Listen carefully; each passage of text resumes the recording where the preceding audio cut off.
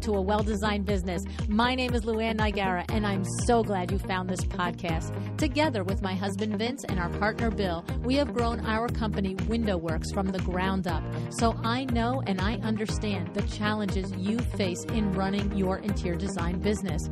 I also know that your talent alone isn't enough to ensure your success. So on this podcast, we talk about strategies and practical steps to help you grow your business. But make no mistake about it, we have our share of fun here too, mixed in with those aha moments that I love so much. This isn't fluff. Nobody has time for that.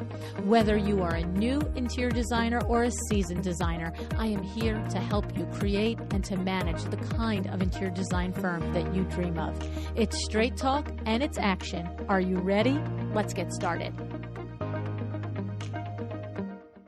Hi, welcome to A Well-Designed Business. Before I tell you about today's show, I want to remind you that I am going to be doing a free event with Monogram on July 20th. It's just a couple of days away if you're listening in real time, July 20th, 2022, from 4 o'clock to 5 p.m. Central Time. Okay, Zoom event. I will be moderating a panel discussion that has Kathleen Anderson, Ariane Belazar, and Sarah Lynn Brennan, and the topic is how to elevate growth with process and systems. I mean, come on. Is that a killer conversation? Especially with these three smart ladies.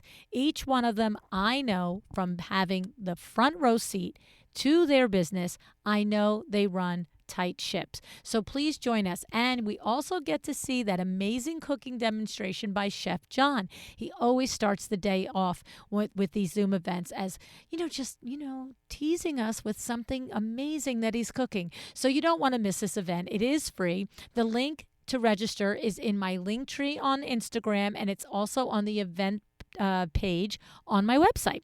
All right? Okay. Today's show. We've all been there. On the business end of a phone call from a not-so-happy client, going off whether it's the wrong sofa, the wrong drapes, the wrong wallpaper, the wrong tile, whatever it is. And you sit there biting your tongue about all the ways that this could have been avoided, right? You're standing there listing all the places in your process that you need to change, all the rules you wish you made clear to your client on the very first day, holding your clients, and yes, the even more difficult pill to swallow, holding yourself accountable, is a beast. But it is one that we have to wrangle as business owners. And today, Jessica Davis of JL Design in Nashville, Tennessee, is joining us to share her tried and true strategies to hold clients accountable at the beginning, middle, and end of your projects. It's a long road from the start to finish with design projects, especially these days when delays are at an all-time high. And I know you know what I'm talking about. Unlike my experience at Window Works, where we work with a client for a few months, you are in it.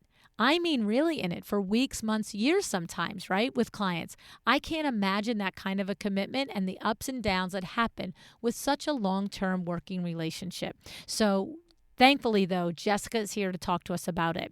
And speaking of long-term working relationships, My Doma Studio is the ideal solution for you to keep your projects organized and on track. Every aspect of project management in one place in one amazing software. And the new 2.0 version is getting rave reviews. So if you've looked at My Doma Studio in the past and maybe you thought, hey, not for me, it's missing some features I wish were there, now is the time to look at it again. Go to mydomastudio.com/a well-designed business. All right, let's hear what processes Jessica and her team have in place that help her stay calm, cool, and collected in the driver's seat from the very first conversation with her client all the way to the finish line.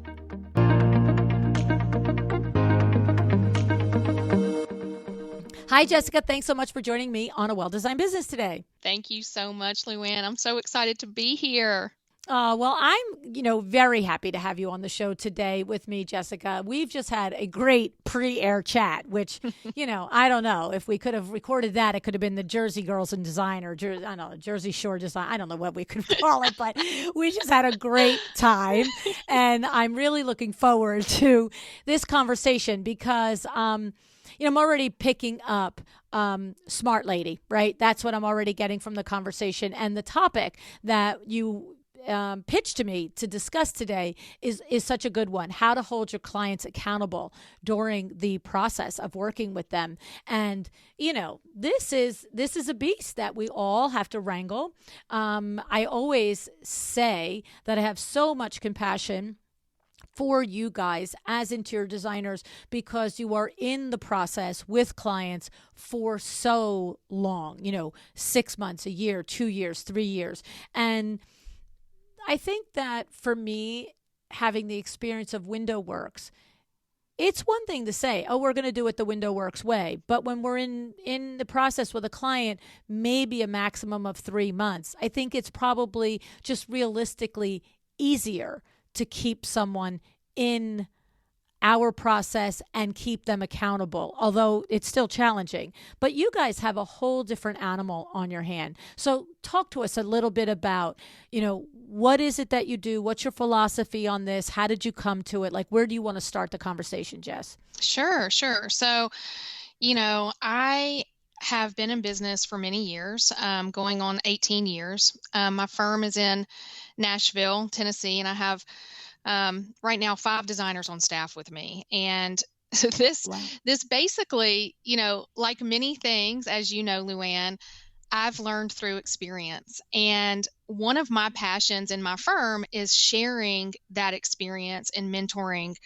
the young designers that are on my staff. And through that, I have had to mentor them about how to handle clients in many different capacities. And what that boils down to is, many times it boils down to accountability, right? It can boil down to a lot of other factors as well, as I'm sure you know. I love your point about in your company, it's like a 3-month relationship. In my business, yes, it can sometimes be a 2 and 3 year relationship. And if you don't establish boundaries up front, it can be a nightmare, right? And you both can end up feeling shortchanged, right? So through time, through experience, I have just learned some ways in which I can set the stage so that my clients are held accountable without pissing them off, right? Because that's what we're all afraid of. Like, we so often will tiptoe around clients. Oh, the customer's always right. Well, you know what? No, they're not. No, they are not. So, it's just, I find such a great deal of passion in sharing my experience. I was just on a trip with several colleagues, designers here in Nashville, and I was saying to them, we all had different experience levels. Some have been in the industry for 2 years and some have been in the industry for 30. And one of the things that I said to this group of designers, men and women and black and white, so we had a really good diverse mix there, was we all need to be coming together, especially on a local level, and sharing these experiences. So it's just such a delight to be able to, for me, to be able to shed some light on the absolute hell that I know someone out there listening is going through with a client, right? It has taken me so many years, for example, to be able to fire a client, but it's not worth my sanity. Like, you have to have boundaries. And again, what that boils down to is accountability. Your clients have to be held accountable. You have to hold yourself accountable as well. I mean, that goes without saying as a professional, right? You have certain ethical duties, and you should be meeting the standards that come along with our industry. So assuming that you're being held accountable and you're doing what you're supposed to do, how do you then direct your client to do that as well? So I'm excited to kind of jump in and talk to you guys about that and hopefully help some people out. That's what we're going to work on today, and I'm sure you're going to be able to do it. So my first question regarding it is a good logical place to start, Jess, maybe on some of the most typical areas that a client will disregard a boundary or not show up with accountability, almost like, so we kind of set the stage of, these are the kinds of things that I've noticed are the pain points, the tough parts that you experience as a designer, and then we could maybe talk about how you mitigate them. Does that make sense? Sure, absolutely. So Okay. let me give you some examples. There's so many. I'm sure, like, we have only 45 minutes, Yeah, Jess, okay? I've got you. Okay, so for example, here's a great one, and I bet you many of your listeners have experienced this, especially in today's climate. So let's say Mr. Joe is my client. Mr. Joe calls me and says, "Hey, Jessica, when's that bed going to be in?" Mr. Joe, I have sent you 5 emails about that bed and two phone calls. You haven't approved the bed. You haven't paid for the bed. So I'm not sure when the bed, I need to check availability on that bed. So there are clients out there who just completely believe that the rules don't apply to them. So especially when it comes to goods, and especially in our current climate, right? And so communication is key. And when I bring on a new client into our firm, I lay that out from the beginning, Luann. So here's what I do. In that first field phone call, when I'm fielding a new client for our firm, I talk to them. I let them tell me all about, their scope of work and what they're doing and so on and so forth. And then I explain to them how our firm works and how important the relationship between them and their designer, whether their designer is going to be myself or one of the in-house designers. We talk about how I lay that groundwork of, it's a very important relationship. Communication is key. We both have to show up for this relationship to work, right? Then from that point forward, let's assume that then that person contracts with us. Then their contract talks about accountability. I literally have a section in my contract that talks about communication and accountability. In other words, you are responsible for responding to me. If I provide you with a selection or a recommendation and I don't hear from you for 2 weeks, now, of course, there can be extenuating circumstances. Someone's sick, so on and so forth. That's not what I'm talking about. I'm talking about, well, I'm just really busy. Well, we're all really busy. Like, I need you to respect my time the same way that I respect yours. So when that does not happen, then I will terminate that relationship. And that's not an easy thing to do. And that's not something I ever go into a client relationship wanting to do, but it's something that I absolutely at this point in my career will do, because I know and I trust that that God will bring me a new, better client that has a better working relationship with myself and my designers, right? So I lay that groundwork out and I have the confidence to let them go. And I think that's huge. I have the confidence to say, you know what, Mr. Joe, I really appreciate the opportunity that you've given my firm to serve you in your project. And I feel like we've done a great job meeting your needs. But at this point, the relationship really isn't working for me and for us. And so I'm going to be terminating our contract.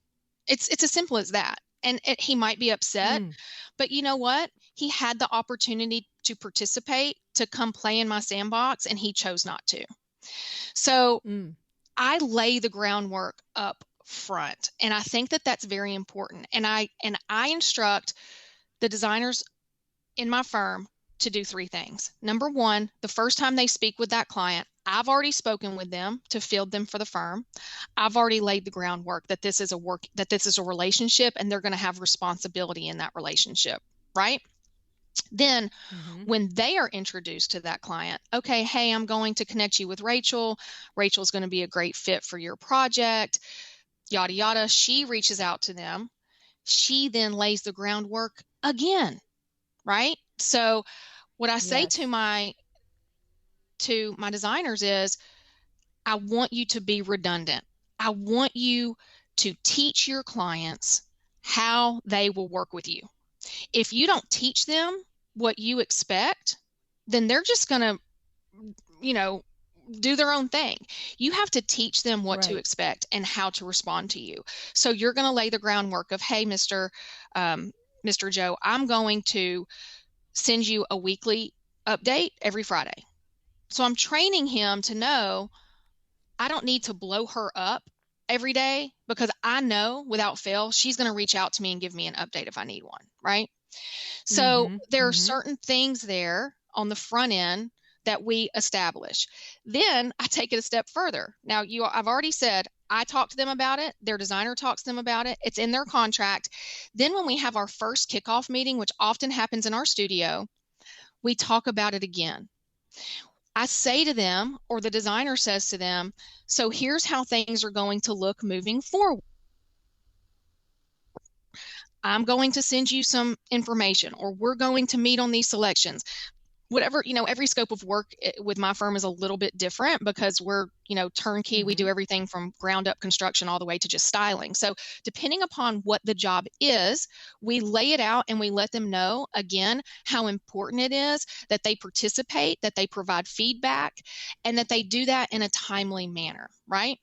So there's really no excuse down the line when we have sent them, when they say to us, I need a bed by 4th of July because I'm hosting a party, and within 24 hours of that request, we have sent them those selections, and then it takes them 5 days to get back to us because they were traveling. Like, that's not how this works. Well, then guess what?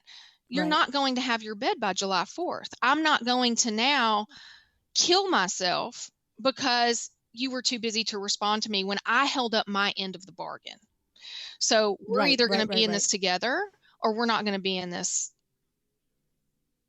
at all, right? We're not going to do it. And I know that sounds kind of right, and it sounds kind of tough. I mean, I don't want to. I think it sounds great. I don't want to be a total bitch about it, but you have to, right? You just have to have very clear boundaries. So the other thing, the other area in which this happens. And I have a great example. Hang on one second about that, because I do want to know the other area. But you said that your designers have to do 3 things when they first start the thing. And the first was lay the groundwork again on the conversation. I thought the second was to repeat all the groundwork at the kickoff meeting. What's the third thing? So the first thing is that they're going to tell them over the phone the very first time that they connect with them, right? The second thing, and I wasn't clear about this, in the kickoff meeting, we review the contract. So technically the second thing is the contract. So they review the contract. Okay, so second. Yeah. And then in that kickoff meeting, they say to them again, verbally, just in a conversation, like very similar to what you and I are having, they say, okay, this is what, for your job specifically, this is what this is going to look like moving forward. First, I'm going to provide concepts. I'm going to expect you to respond within 2 days of that.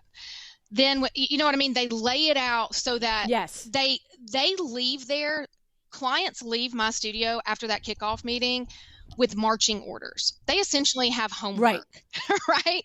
Like, you're going to, by end of day today, send us all your house and Pinterest boards. You're going to complete your client questionnaire. Right.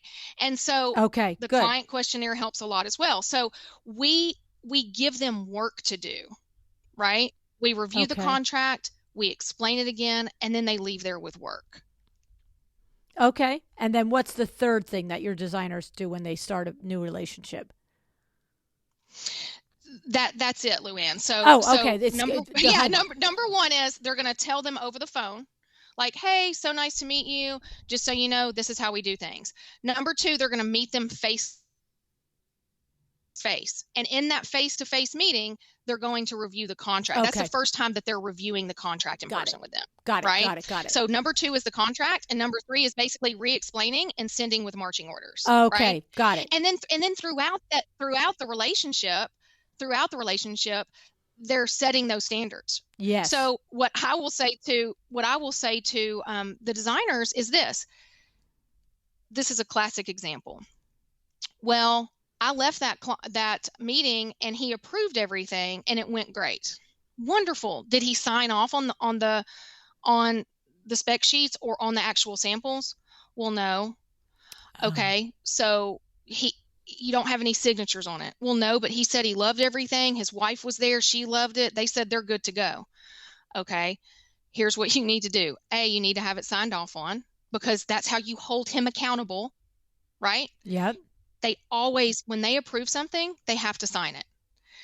B, even after they sign it, you're going to follow up with an email. Don't come to me and say, well, he said, she said. No, everything's got to be in writing. Right. Follow up with an email. It was so wonderful seeing you guys today. I'm so happy that you loved all of the tile we presented to you. I've attached reference images for your records along with the signatures where you signed off on them today. We're going to be getting you a quote on this in the next 72 hours. But once we get that to you, if you can respond as soon as possible so that we can get the order placed, that will ensure that the tile will be available when your contractor needs it. Right. Right. So in this process, everything is it's not this loose artistic thing that everybody wants it to be. Right. So, right. And so in this process, you're also, like you said in the beginning, teaching and training and mentoring your design team to be more proactive in the accountability going back and forth. In other words, in that lesson right there, yes, the goal of the email is to have the client have accountability for saying, I love the tile and blah, blah, blah. But it's also, to your point, your designer has to show up accountable too by creating the email, the follow-up that says, here's all the agreements we made. Are we on the same page? And if we are, approve it and I'll get moving. So I love that. Exactly. Yeah. Okay. So it's actually very helpful both ways. Okay. All right. So I guess, I don't know if you want to go over a couple of more ways that clients push boundaries, or I could push down the road of, understanding that they push boundaries in a dozen ways and more ways to mitigate it. So what do you want to do? Let's talk about more ways to mitigate it, and how to help ensure that clients won't be problematic. Okay. Right. Because what this all kind of boils down to when we talk about holding them accountable is we're trying to mitigate problems. Right. I mean, every designer that I know, and I bet every designer that you know, has a nightmare client story. Mm-hmm. I have many. Mm-hmm. Right. And so when we put ourselves in our clients' shoes and we want them to have this wonderful experience, like, where did it go wrong that now they're like completely unhappy and we're miserable and they're being bullies and like, right. Where did we go wrong here? Like, where did this relationship go wrong? So, right. I would love to talk about, how to keep that from happening. Okay. All right. So give me some more pointers on that, because I also then want to get to when to fire. So I cannot believe it's the first infraction that we fire them. So in handling them, I think it leads to the firing. So you're going to give us some ideas and ways to establish the boundaries, and then I think it will lead itself to, and ultimately, if someone doesn't respond to this, this, and this, and this, then it becomes just so clear it's time to fire them. Right. Okay. Right. Okay. So to establish the boundaries, it's communication. It really comes down to communication. And when you think about it, Luann, we all know, even in our personal relationships, communication is key, right? Mm-hmm. The same thing holds true in your design relationship. And back to your statement earlier about how your typical time with a client might be with window works like 3 months, mm-hmm. Let's say. And ours averages really a year to 2 years because mm-hmm. we're doing primarily ground up construction, custom homes. So if I'm with you for a year or 2 years and I'm in your home and I'm meeting your spouse and I'm meeting your children and I'm petting your dog, this is really, it's like this fine balance between a professional and a personal relationship. Yes. Yeah. Right. I mean, these people become your friends. They're sharing things with you about how they live their life. You're creating this space for them in which they'll laugh and cry and celebrate. And it's this really personal thing. And you're kind of walking this fine line that we don't really talk about a whole lot as designers. And that's where things can often go sideways. So you have to keep that professional hat on while still presenting yourself as this empathetic, understanding person as things arise and you basically become a counselor, right? Mm-hmm. Which happens because people are emotional about their homes. Right. It's much different if I'm helping someone design an office space. Mm. We are primarily a residential firm. If I'm helping you design your home, if I'm helping you design your first child's nursery, you're going to be emotional about it. You're going to be terrified to make mistakes. And quite frankly, you might be a little crazy. You might act a little crazy about it because you've never done this before and you might be doing it one time. You're building your forever home, your forever custom home. So you're putting a great deal of trust in myself and in my team because you're telling us personal things and you're allowing us to create this space that will very likely be the biggest investment that you've ever made in your life and ever will, right? Yeah. And that you're going to live in with your family. So honoring that while having boundaries, professional boundaries, is a very delicate balance. And to achieve that, you have to have clear communication and set clear expectations, which is what I touched on earlier when I talked about holding them accountable, right? And I also talked about, just in my description of the three, it was like, well, what's the third one, Jessica? What's the third one? It's three different types of communication. Right. It's on the phone communication, it's face-to-face communication, it's in writing communication. Right. Those are the three. It all comes down to communication to ensure that you will not have a problematic client. I very clearly lay out to you in the way that I speak, in the way that I present myself, and the confidence that I exude when I meet with you. It's very clear who the expert in the room is. That expert in the room, when it comes to interior design, is me. Mm-hmm. It's not you. It's not your time that you've spent watching HGTV. It's not what you saw on Pinterest that you think makes a ton of sense, even though it doesn't apply to your space at all. I am the expert. And when I establish myself as the expert from the jump, then I'm less likely to have a problematic client, because a problematic client can often be a know-it-all. Well, I know what I want, I just don't have time to do it. Or I know what I want, I just don't have the resources to do it. That is a huge red flag for me. If a client contacts my firm and says the words, I know what I want, I just need someone else to do it. Oh, yeah. I'm out. Right. I'm out. Right. Yep. Because they already are trying to establish themselves as the expert, and I'm just the runner. Right. I'm just running around and getting all your stuff together. That's not what I do. That's not what I want to do. And so that's an example of someone that you know will be problematic because they are going to establish themselves as the expert. Mm-hmm. If I get on the phone with someone who says, my dad was a builder and I'm building my first home with such and such, builder, but I know a lot about the build process and the design process, I'm out.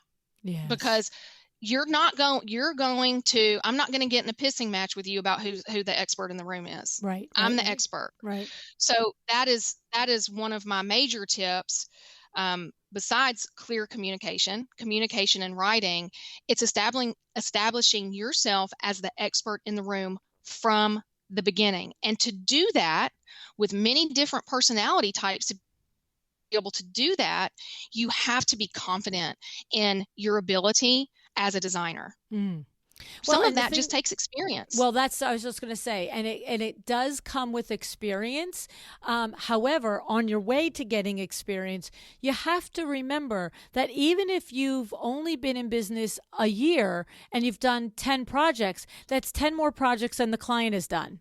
I mean, it's like, I love that. You know what I'm saying? So right. Right? Yes. Right? And so, and it's funny that you say that, I remember a couple of years ago, and if she's listening, she'll remember, I had a designer coaching client, and one of the first dilemmas, I think our second meeting, she had an opportunity she was referred by another professional, I think it was an architect, for this great project, and quote unquote great project.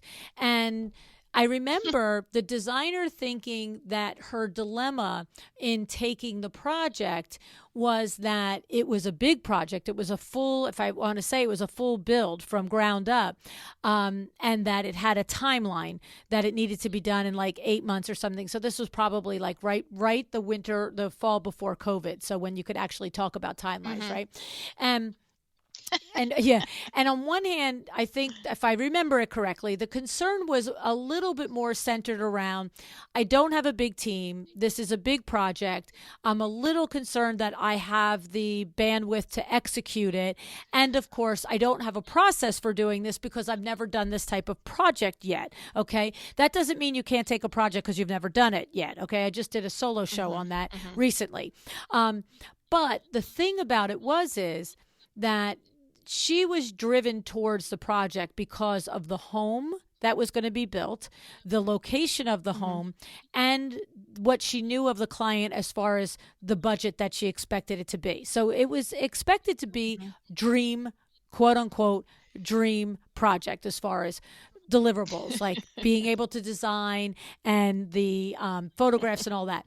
But this was the line that stopped me in my tracks, which was the same thing that you just said. She said to me when I met her over the telephone that this is her insert number, third house, whatever it is. She's got a house in Florida. She's got a house here. She's got a house there. This is the third or fourth time that she's done it. She knows exactly the kind of design she likes. She knows exactly what she wants. She just needs someone to be there doing all of the things because she's so busy and she travels.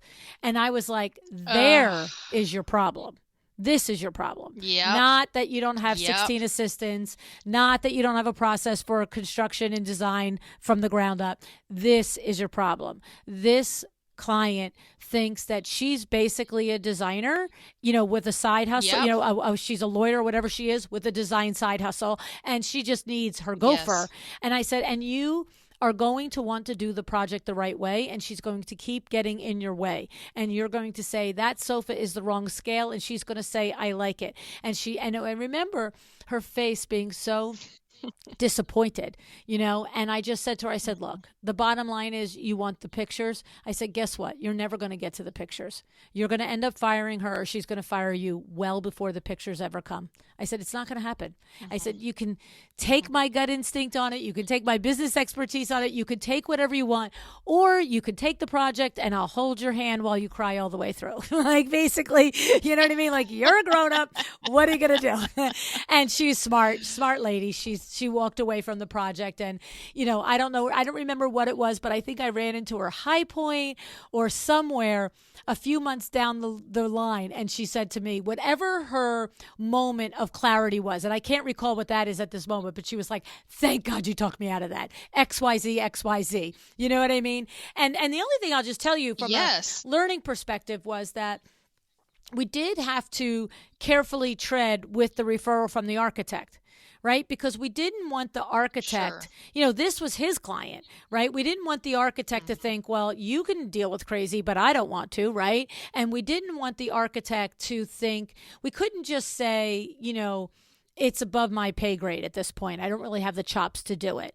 And so what we decided to do was we leaned very heavily on the fact that it was a referral from the architect that she took very seriously, and the fact that the client expressed a tight deadline. And I said, and you just say that looking at your very full, very robust pipeline, which was not the truth at the time, that that this is not realistic, and that you want to say yes because you want to rise to the occasion, and you want to get, do good by the architect, and you want to do good by her, but ultimately you feel that you will risk ruining the relationship with each of them. And here are some recommendations on other designers that you might call. Definitely keep me in line. This is exactly the type of project I would like to have when I have the runway to do it. You know what I mean? So it wasn't like, perfect, I can't handle this, and so, now you think I can't handle anything, right?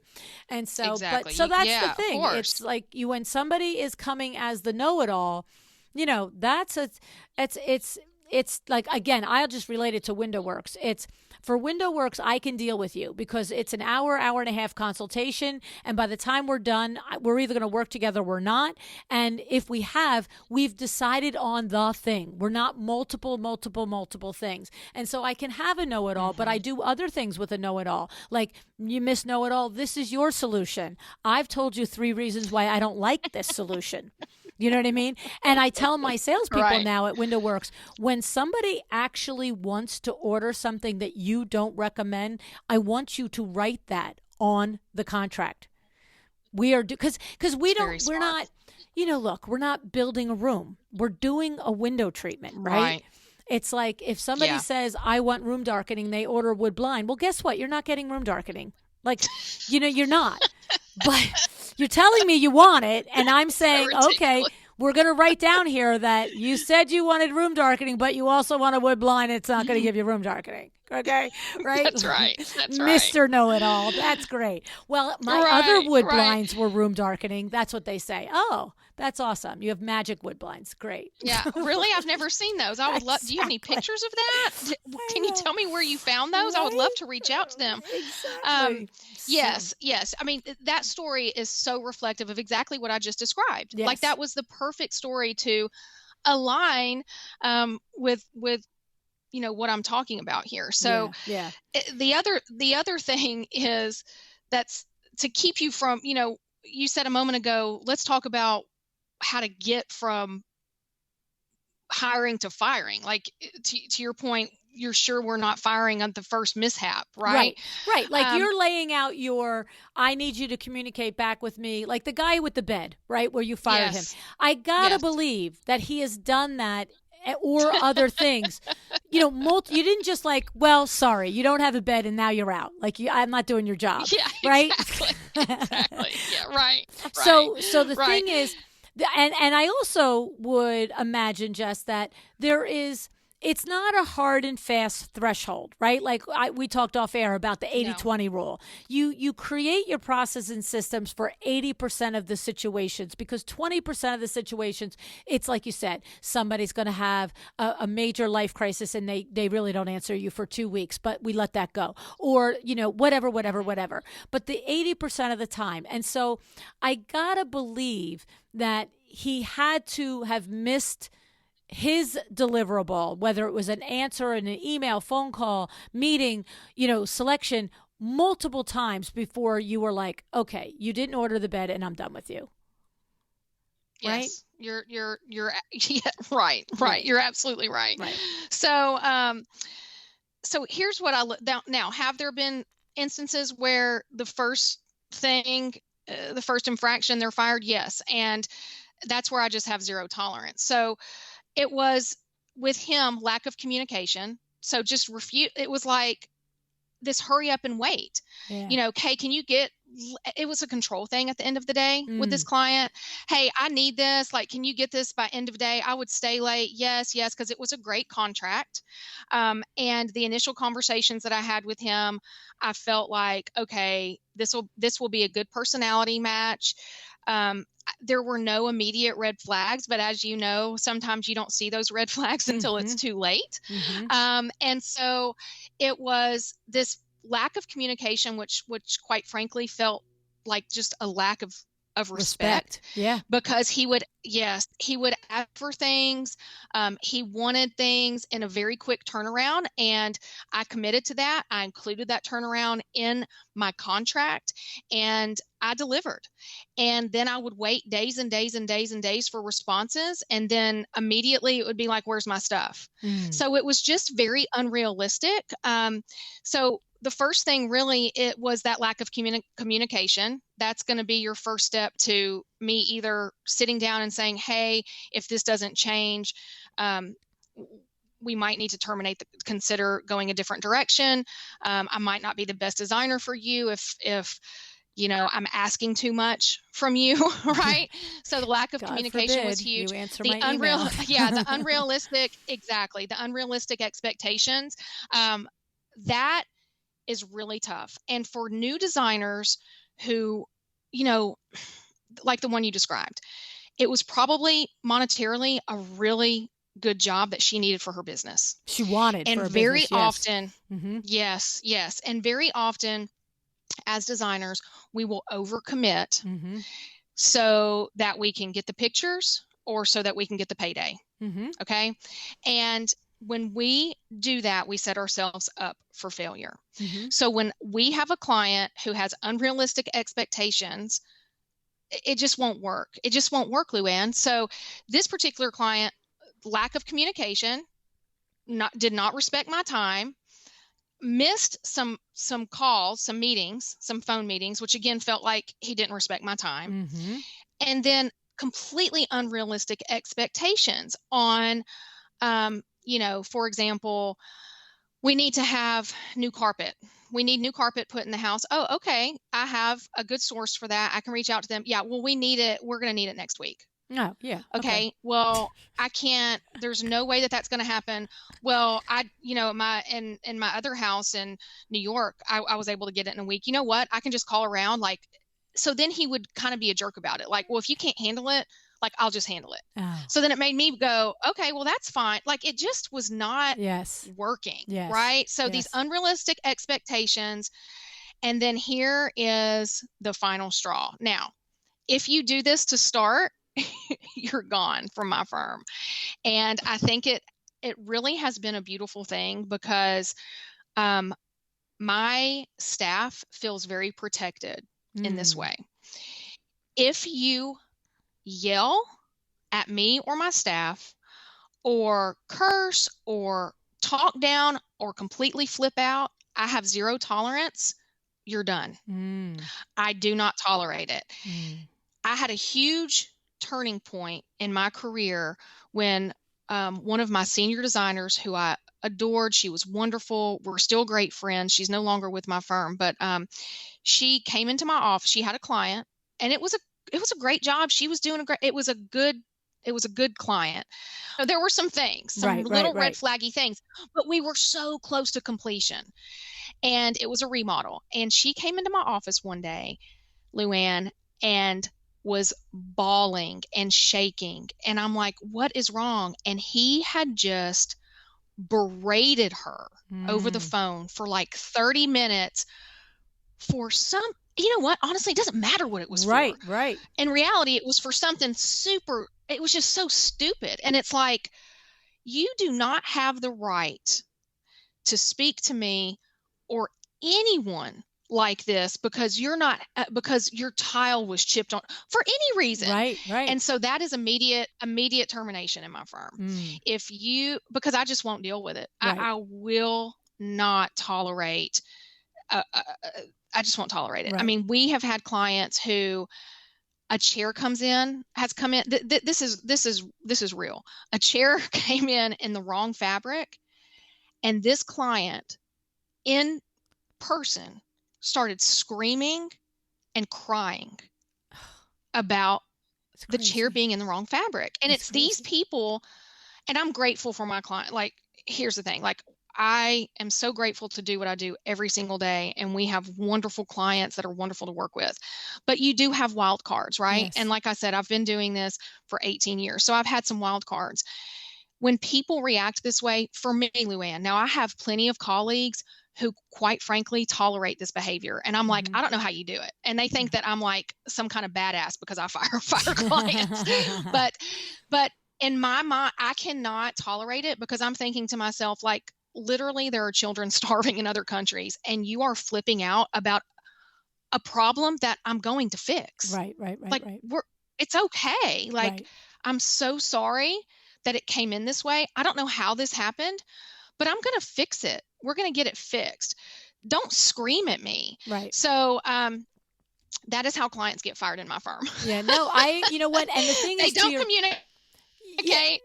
And they talk ahead. Bad, right? Yeah, no, and the thing is, to your point, right. Some colleagues that tolerate it, right? Because everybody has the things that they can tolerate, right?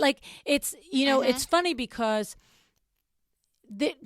I don't want anybody listening to think, oh, well, somebody yelled at me and it felt bad. And I felt bad about it. It felt bad in the moment and I felt about it afterwards. Oh, but if some people can tolerate it, I got to buck up. No, it is a personal thing. Some people, their personality can rope that around and say, this is how, you know what I mean? And not get upset. Like, it's interesting because I'm that person at WindowWorks. Like I say, I'm the CCO, the Chief Complaint Officer. That's what I am at WindowWorks, right?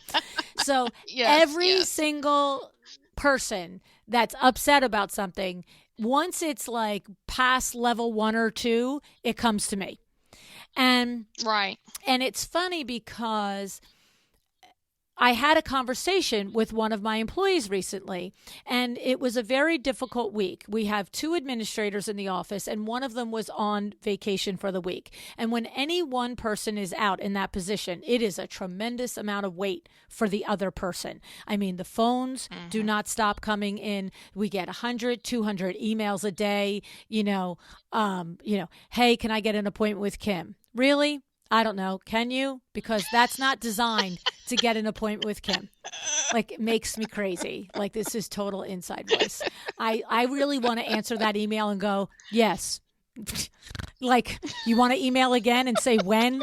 And I can say, I don't know. Like, it makes me nuts. Okay. It's like, pick up the phone. Okay. Anyway, so we get 100, 200 emails a day. Probably 50% of them are warranted, but it's a big job. And there was a moment a couple of weeks ago when I came in and Kim said to me, so-and-so is having a tough week. She's the only one here all week. And, I'm afraid she's going to crack like this, right? And so I pulled her aside and I said, sit down with me, sweetie. What's going on? This and that. And she just said, these people they're calling and they're yelling and I don't understand it. And the thing is, the level of yelling, right? So her tolerance for the level of yelling is almost nothing. It is almost nothing because she internalizes all it. So the level of yelling is, I called on Monday. It's Wednesday. No one has called me back. I don't understand it. What's happening? That's like, it spins her. Right? And she does 5,000 other things so well. I don't need her to be good at this. You know what I'm saying? And that's when I said to her, I said, okay, I said, listen to me. Next time the other one is out, we got to make sure that I'm scheduled to be in here more often. And I said, because you just send these people to me because this is all fun and games for me. I don't care. And she said, she laughed at me and she said, she goes, it's funny. She goes, because it actually goes through my head.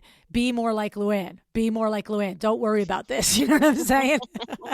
Now, even me, you do the things that you describe, complete disrespect, complete talking over, complete all of that stuff. Even, and I'm going to say, okay, so we're not actually talking about any solutions any longer. So I'm out. Oh, well, no, see, you didn't hear me. I'm out. You want to talk about how we're going to come up with a solution? I'm all ears. But this is now just yelling and complaining, and I'm out. So I'm getting ready to hang up the phone. Yelling, yelling, yelling, yelling. Are you hearing me? I'm not hanging up on you. I'm hanging up on this situation. Are you good with that? Because here it goes. And if they calm down, I'm okay. Oh, okay. There's a human being again. Let's have this conversation. But if they just keep yelling, it's like, boom. That happened with the designer years ago. Oh my God, it's got to be 25, 30 years ago. And I always dealt with her assistant for years. I would have, 5, 6 years, I probably had a conversation with the principal 2 or 3 times and was on a project with her maybe 1 or 2 times. Always the principal. And then this assistant was out for like 6 weeks. And I'm telling you what, in 6 weeks' time, she must have called me a half a dozen times, screaming her head off over things like that.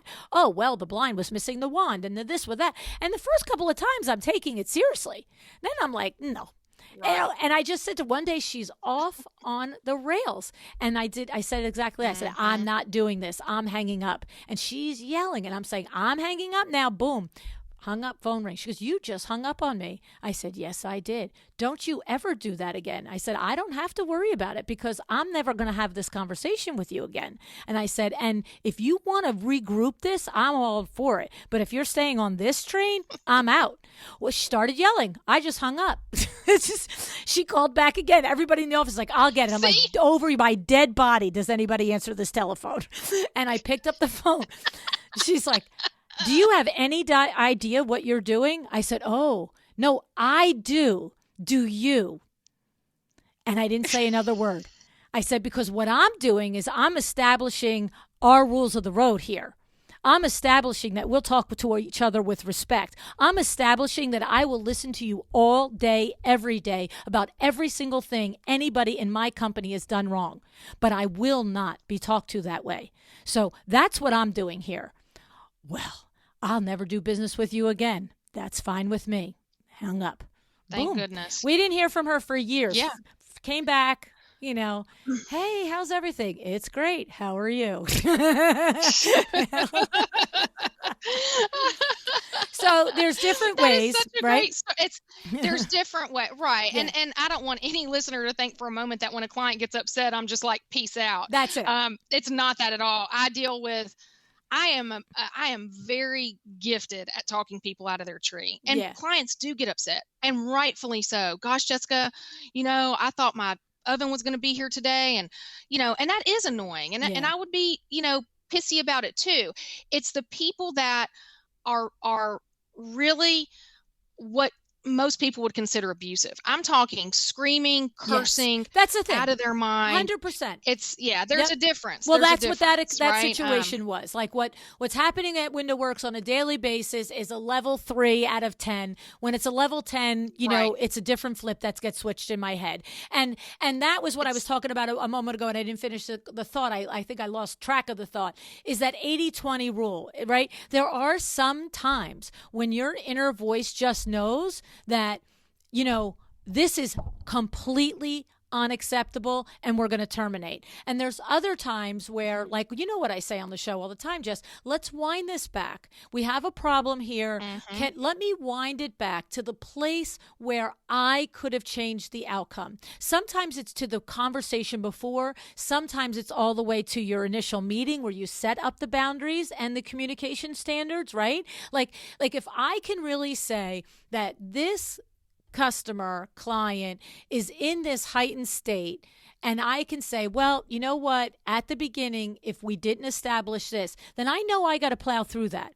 I've got to do everything I can Absolutely. to reframe this, to regroup this, to take my ownership in it, to say, I see why you're at this place. And you know what? And I tell them, I know where I made my mistake. When we first did this order with you, I see that I didn't also explain that, the drapes take 8 weeks, but the motorized rods take 12. I don't know. Call whatever crazy thing that we do to make a mistake, exactly. Right? Like, you know what I'm saying? Yes, and so, and when you own that, and then you can, like you said, talk them out of the tree. But if anybody goes to complete disrespect or Mach 10, that's a different story. And so that's why if you're just starting to get your chops for feeling like, because there is a moment, right? You're like doing your business. You need every job. You want every job. You're not sure if it's you. You figure if it's going off the rails, whatever. But you're starting to get that sense of, I'm understanding which clients are actual red flags because of them, as opposed to they look like a red flag to me, but really I set it up improperly. See, that's the switch. In the beginning, you don't see how you are the mistake. You are the mistake. And when you really put your business to a process, right? If you really put your business to a process, like you very confidently can say, I've told you about it on the discovery call. I've told you about it when we took the contract. I've told you about it when you met the first senior designer. Then we reviewed it in writing. And then I gave you homework to do that supported all the things that we did. If somebody gets through those steps and they still are not coming to the table, we're not winding that back to your feet. Right? We're not. Right. But exactly so you see what I'm right. saying? And so there comes that point where you're like, I can actually say I'm doing the things Right. And they're still off the rails. I think I should Mm-hmm. fire them. And that's the inner voice Mm-hmm. that you listen to. And you say, okay, now comes the next lesson. How do I talk? Outside voice, firing somebody. Like, right? Like that's a next hurdle to go through. Tough. Yeah, Right? it's tough. And really too, I will say any client that just has you tore up and in turmoil, you need to reevaluate. Yeah. And is it you?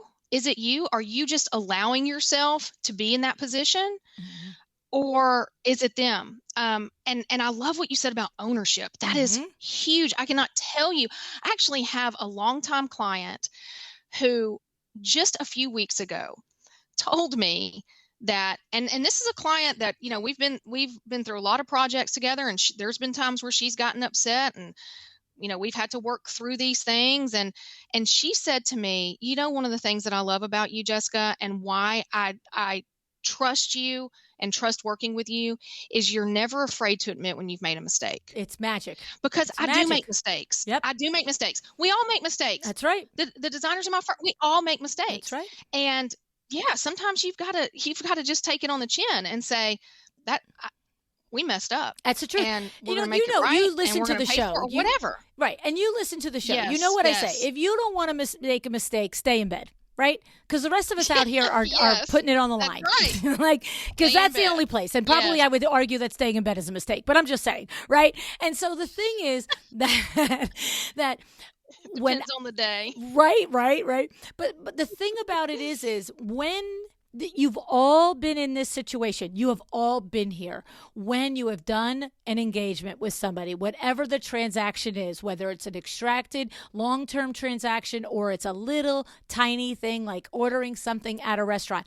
When someone who is quote unquote serving you, somebody that you're purchasing something from, somebody that you're doing something with has made a mistake, you know it's a mistake, and they do the dance. Oh, well, I mean, I wasn't sure that you meant that. And I mean, the other person told me this. And I mean, actually, did you send that to me in an email? Like, alls it does, I mean, it makes my blood boil. It's just like, stop. Tap dancing. It kills me. Just stop. Mhm. And the thing is, what happens is it just makes the person dig in more. Like the chair is the most important thing in the world, and you know that there are design emergencies, right? Whereas if you just diffuse it Right. and you just say, OMG, look at this chair, it's in the wrong fabric, let me go figure out how this happened. Like, I got to figure this out. This is Exactly. unacceptable. And you know, look, are 90% of the mistakes the vendor's mistakes? Hello, I'm a human being. Yeah, okay. Yep. But they're there not are looking at the they're looking at me. right. But You know, but they're the looking point at is me. right. The point is though that there are times that you look and you're like, oh, I ordered blue and I was supposed to order purple. Dang it, right? And you can say, hey, you know Yep. what? The vendor made the mistake, blah, blah, blah, whatever it is. But there are times, and these are the times I'm talking about, where it's absolutely critical and you are going to damage trust when you pretend that a mistake that everybody sees in the middle of the room is not a mistake. And it's not over the chair fabric being in the wrong thing. That's way too blatantly obvious. We're talking about the nuances of a mistake, right? We're talking about when, you know, the wallpaper guy was supposed to come every day this week and he didn't show up, and every day the next week. And finally you're like, well, I don't know. Did you confirm with him? Because I thought he sent you an email. Really? Is that where we're going to go with this right now? I don't think so. No. See, if you're my designer, that's exactly what I'm going to say to you. Really? That's what you're going to try? No. Do not do that. Right? So anyway, oh my God, I get on tangents with this stuff. I probably should calm down. I love it. Oh, I love gosh. it. You're so right, though. You are so right, Well, Luann. you know, I mean, what it is, you you know, know. to wrap it up in a bow here, I love your points about how to hold clients accountable during the process, right? But here's what I want everybody to take away. Every single suggestion that you made on how you hold a client accountable was something that you do in your firm. Do you see that relationship? Like you have taken Mm-hmm. the time to identify a process for the way your deliverables are explained and the way that they will communicate and respond to you is explained. You're not leaving it to chance. So ultimately, you are holding your quote unquote holding your clients accountable by being accountable first. And you said that back in the beginning. Exactly. You said that back in the beginning, Yep. but we can't overlook that because we can't show up to a project without a process, without how we're going to do things, and then expect, when we haven't defined the reservation, how do we not have the clients go off res? Like, come on. Yep. We haven't set the Yeah. rules, so how can they follow them? And that is the Right. huge takeaway. We started with, the teaser, the title, how to get your clients to be accountable. But here's the big magic sauce answer. You have to show up with the rules. You, you're right.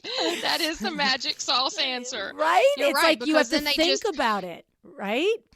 yeah, it's no different than like my kids, right? Like, Yes. kids love consistency. Like Yes. they thrive in consistency. They know they're going to get up at 8:30, they're going to have breakfast. It's the same thing. When you Right. don't have a process, when your clients don't feel that you're consistent, that you're reliable, that things are that there's a process, That's right. then they literally subconsciously feel unsafe, and so they've got to create the process. That's right. So now they're reaching out, they're like scrambling to make sure that you're doing what you're supposed to be doing, and then you're annoyed going, let me do my damn job. And Right. it's just, and then you get, they start to feel animosity towards you, and everything just goes off the rails. That's So 100% the trajectory right there. It's 100%. And the kid analogy yep. is awesome because if your kids are supposed to get up at 8:30 every day, but on Monday you let them sleep till 9 and on Tuesday, they got up at 6 and you brought them to school at 6:30 because they were done having breakfast, and on Wednesday, it's like, and then on Friday you're like, "I'm sorry, Chaos. you're supposed to be out of bed at 8:30." Really? How am I supposed to know that? Right? Because on Monday I got up at Exactly. 9 and on Tuesday I got up at 6, and both days you just brought me to school after I got up. Like, what you're crazy. You're the nutso one. Yeah.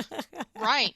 That's right. That's So, right, because I've established chaos. exactly. I've established chaos. Yeah. No, I Yeah. love it. It's great. And you know what? This is the learning curve of every business person. It's almost like we can have all the conversations. There's very rare people. And I know there's many designers out there that fall into this rare bucket, okay? Because there's tens of thousands of you. So there's thousands that have done it. But who always comes to mind is Sarah Brennan for me. Sarah Brennan, I've said it before, and it warrants saying again. Sarah Brennan started listening to the show when she was 6 months in business. And one of the best things that she ever did was she took the advice of seasoned designers like you to heart and didn't say, oh, well, I'm too busy for this and I can't that, and oh, she's more seasoned than me, she knows how to fire a client, or she's got a better process than me. She just said, okay, if you're telling me that the way to hold clients accountable is to establish accountability myself and put the rules down on what it is that somebody should do, then you know what? I'm not going to go through 10 years of chasing my tail and having bad clients and having hard situations. I'm just going to believe them and do it. And that's what she did. And every aspect of her business, she was like, huh. Like she didn't wait, because many of us wait for it to be proven in our own lives. And I've been in that boat too. So I'm not saying, you know what I mean, where we're just like, oh, that was painful. Oh, I think I remember somebody talking about that on the podcast. Oh, now I get it.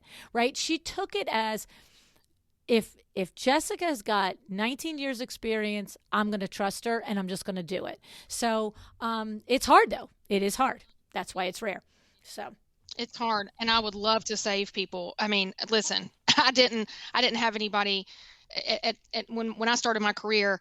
No one warned me about some of these things, and that's why I do take such joy, and it is so important for me to share these experiences with younger designers, because I wouldn't want anyone to have to go through and take some of the lumps that I've had to take, just trying to navigate different personality types, Yeah. in the residential design field. I Yeah. mean, it's just, everybody's emotional. Yeah. people are emotional, and rightfully so, Well, right? Rightfully there's a so. lot on the line, right? I mean, we're not like Yeah, just buying a yeah, hamburger here. We're buying a $500,000, we're buying exactly. $1 million house, going to put another $1 million in furnishings and things in it. Or we're, Right. Yeah. even if it's this first time you're really, look, we say all the time. I remember the first time somebody said,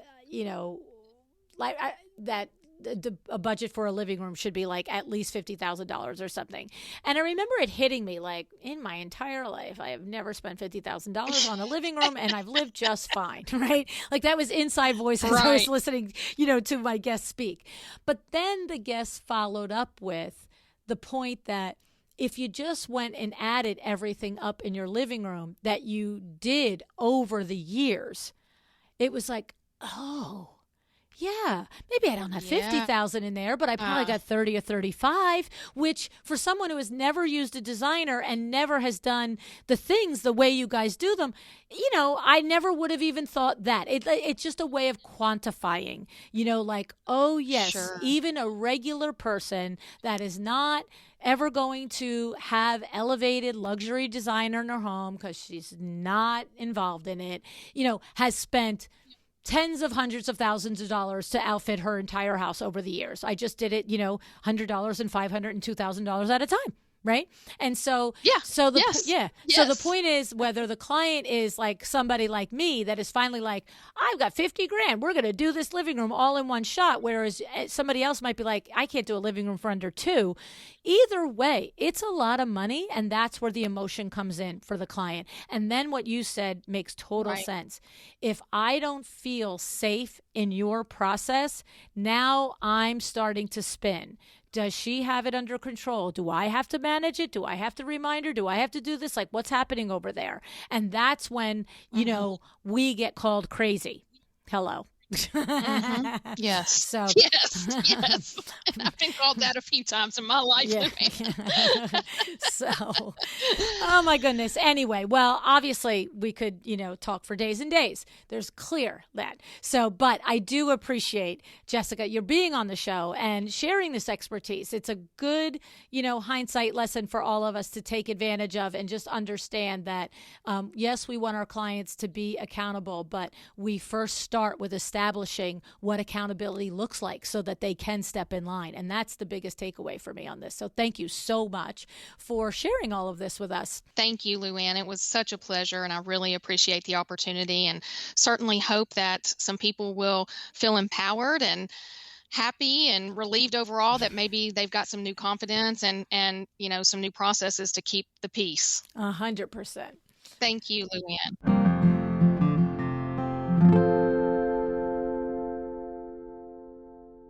I told you, smart lady, right? I just love it. Jessica's 3 steps that she as her team implement from the very beginning of the project make all the difference. It's like building a house. A strong foundation makes for sturdy walls. It's simple yet effective. Jessica keeps it real. She's my kind of lady.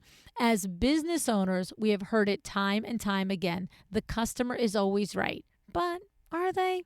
Right? I mean, we have to do, it has to be both ways. I loved her no nonsense approach to accountability for both ourselves and our clients because it does go both ways, right?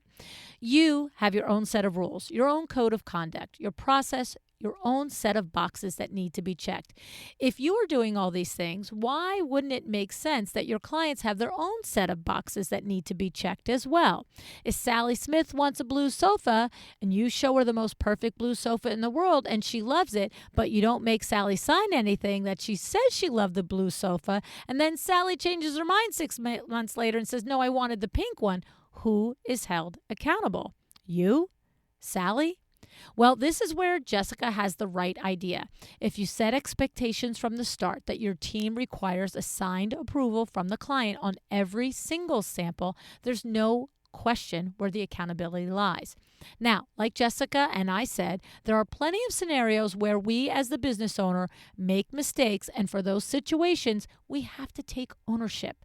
But again, that is where Jessica's careful process of laying out expectations from the beginning of the process is so important. A series of checks and balances to allow us to take a second and say, whoa, hold on. Where did this go wrong? right? By looking through those checks and balances, you can identify that. And taking ownership for our mistakes, following our processes without fail, and spotting red flags early on with potential problems are the skills that come with experience. All right. So take it from me and Jess. This takes many years in business to build that skill, to sniff it out, right? Sniffing out the problems before they're smacking you in the face. But even seasoned business owners struggle with this time after time, client after client. So learning from our mistakes, learning from the clients that went wrong, and tweaking the process to build in the little insurance policies along the way where you can begin to protect yourself and your team and your clients from that poor experience. Because that is the goal, right? Is when we have a problem to look, where can I roll this back to where I could have done something different? My team could have done something different. And how do I make the change in my process right then and there so going forward I avoid it? That's the magic right there. That's the magic. And when you can develop that little by little, year by year, each project will go smoother and smoother, and you will find out that magically there are more good clients than bad ones. I mean, just saying, look in the mirror. Alrighty. I hope you took away from this what the actual intent is that we are in the driver's seat. It is our business. It is ours to create, it is ours to manage and to run and operate and to make better every single day. But we do have the power to do it. And when we commit to doing that, everything else gets easier. That is the magic secret sauce right there. Doing the hard things, the easy thing, everything else gets easier. All right. So thank you so much, Jessica, today for joining me and for helping us with all of this. I so appreciate your advice and your wisdom. And thank you for joining me and listening today. I hope that if you are out there and you are wanting to connect with me, that you do that in all the ways. Instagram, join my Facebook group, or join me in High Point at my Power Talk Friday tour. Please go to powertalkfriday.com to learn more. And have a great day. Decide to be excellent. Thank you for joining me today. This podcast is a production of Luann Nigara, Inc. If you'd like to know more about me, my books, or Luann University, go to luannnigara.com. And if you want to learn more about exciting windows where you can get education and resources to build a better window treatment business, go to excitingwindows.biz. Have an excellent day.